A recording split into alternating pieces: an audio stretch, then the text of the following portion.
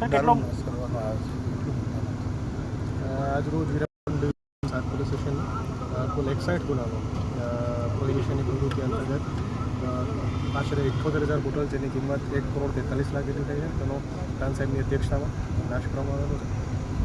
સદર કામગીરી દર્શાવે છે કે વિરમગામ પોલીસ વિરમગામ ડિવિઝનની ટીમ પ્રોહિબિશનની પ્રવૃત્તિઓ માટે કેટલી એક્ટિવ છે અને સમગ્ર વિસ્તારની અંદર આ રીતની કોઈ પણ અસામાજિક પ્રવૃત્તિઓ ઇલીગલ પ્રવૃત્તિઓ ન ચાલે તેના માટે વિરમગામ પોલીસ કટિબદ્ધ છે। તે પણ આટલી માત્રાનો રકમનો દારૂ નાશ છે એ આ પ્રવૃત્તિ બતાવે।